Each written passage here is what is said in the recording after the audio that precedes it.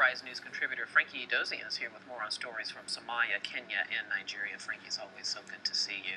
Hi, Debbie. Man, do we have a lot to talk about. Sure. Let's start with Doctors Without Borders. We reported even earlier on this show they made the tough decision, I would imagine, to pull out of their humanitarian work in Somalia. Let me just ask you this first. How bad had the violence gotten against their workers? This was the worst case scenario for Doctors Without Borders, because one of the things that they do is that they deal with all of the actors.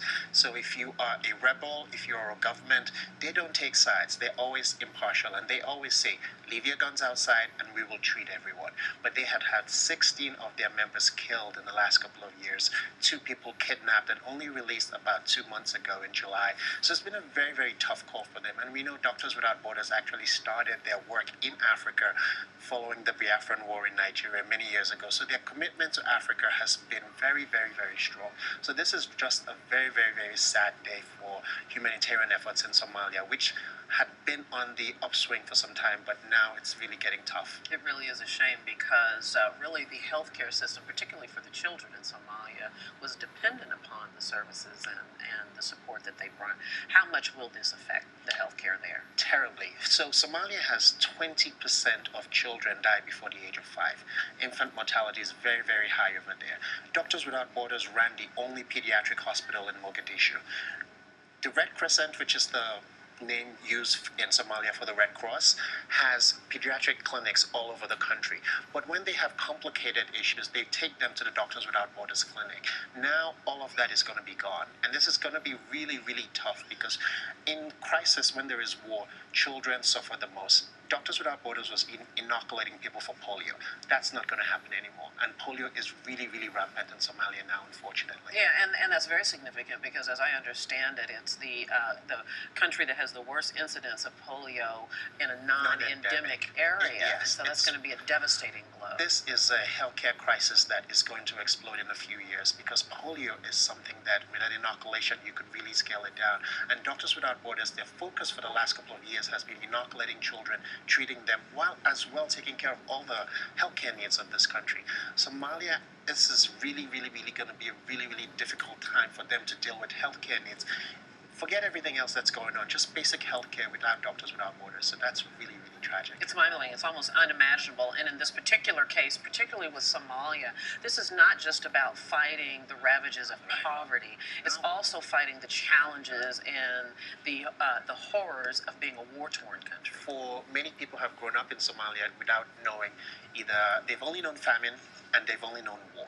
And Doctors Without Borders has been a constant, always there, treating everyone, saying, you can come into our clinics, you can come into our facilities, just leave your guns outside. But Doctors Without Borders have said, if people are going to kill our workers and people are going to turn a blind eye to that, we just cannot be here.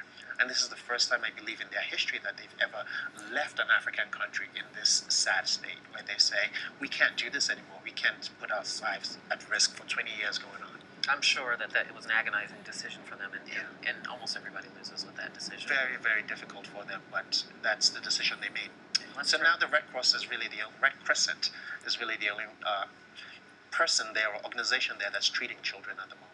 Okay, let's turn the corner and talk a little bit about Kenya. Of course, earlier this year there was a presidential election. Uhuru Kenyatta was elected president and just had a state visit to China to meet with President Xi Jinping about a $5 billion investment and business deal. What does that entail? This is money that is going to be used to build a railway system. Remember, just a few weeks ago, the airport burned down in Nairobi. So this is really, really, really helpful for infrastructure. They're going to get a new railway system, they're going to get highways, and they're going to get an oil pipeline connecting different parts of the country to each other. This has been, we're not quite sure whether their loan structure in this $5 billion grant, or it's all grants, but this is really, really coming at a time when they really, really need the help. And that's what I was going to ask you. What does this mean for Kenya, its infrastructure and its economy? How important is this? Not just for Kenya, but for South Sudan and Ethiopia, because those places are landlocked, and much of those countries use the Mombasa port. So this money is going to help build a new port in Lapo. It's going to help build railways that will connect all of these places and highways to these other countries, so that Kenya itself is getting the biggest benefit of this, but the countries around it are getting these benefits. And the other part of it is that, China is really, really trying to make itself the number one player in Africa. It has been for a while. Japan has gone in there, but China is now saying, okay, we can't just extract anymore. We have to help you build, following the Japanese model, so that they can really continue to be a player. There's going to be a foreign exchange clearinghouse for the Japanese currency that's going to be built in Nairobi as a result of this deal. Very, very briefly before we move on, and I noted at the top of this conversation that, of course, President Kenyatta went to China as his first state visit. Since becoming president, he did not come to the U.S. The U.S. is the largest supplier of aid, donor of aid to Kenya, and many believe this was a slap in the face to the U.S. In a way it was, but on the other hand, Washington and the European capitals have been cold to him. He is under indictment from the International Criminal Court. People do believe that he committed crimes against humanity. He says he is innocent. He's trying to clear his name. But right now, he cannot really go to the dance with Washington, because even President Obama might not be so eager to be seen photographed with him until that mess is cleared up. So China was the next best thing. And actually, China was also coming with money. And very, very briefly, before we run out of time, of course, we've reported on many of the violent incidences at the hands of Boko Haram. The country of Nigeria has been in a state of emergency for quite some time, particularly in these areas. And now a new division of the army has been dedicated. Tell us about that. Just to this, the army is really going to take over. So prior to this, there was the Joint Task Force, which was the Army, the Navy, everyone who had military intelligence. Right now, it's only going to be the Army in charge of rooting out Boko Haram terrorists. It's really, really a tougher mission right now, because many people don't seem to know where to turn, and people are actually scared of the Army because of their brutal tactics. But now the President of Nigeria has said the Army's new division is going to handle this. Let's hope this makes a difference, because they've tried so many things and it has not worked. No, not yet. I know you'll keep an eye on it for us. Sure will. Frankie Dozian, thank you as always. Good to see you, my friend. Thank you, Debbie. Thank you, Debbie. And you are watching Arise America.